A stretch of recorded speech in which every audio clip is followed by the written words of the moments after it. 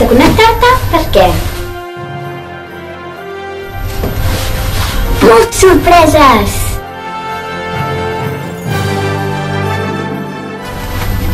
Que compartim junts, perquè aquest Nadal al blog serà dolç, calentet,